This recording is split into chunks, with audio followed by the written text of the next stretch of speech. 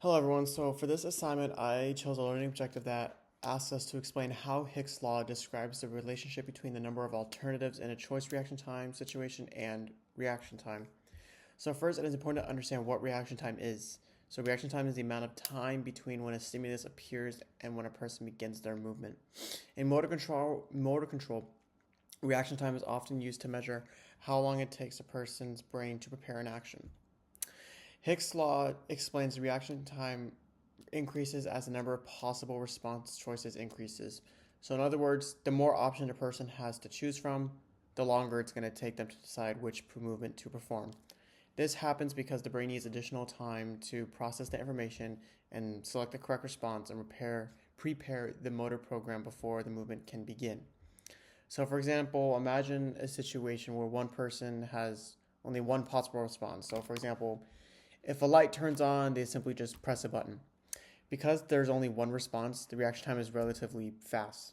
However, say if there are three lights and each light requires a different button to press, the person must first identify which light has appeared and then decide the correct response. So, for example, the switch that they have to press to turn it off. So that extra decision-making process increases that reaction time. So a real-world example used in motor control of Hicks' law can be seen in basketball, specifically when a player is deciding what to do with the ball. So if a player only has one option, like taking an open shot, they can react fairly quickly. But in a real game, the player might have several choices, such as passing it to a teammate, dribbling around the defender, or taking that shot as well. So because there are multiple possible responses, the player has to process the situation and decide which action is best, which increases that reaction time overall.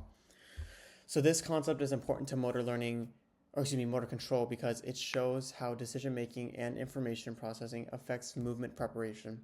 As the number of possible responses alternative increases, the motor control system requires more time to select and prepare that correct movement.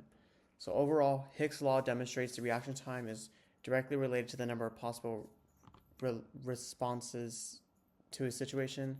The more choices a performer has, the longer it takes to process the information and begin that correct movement.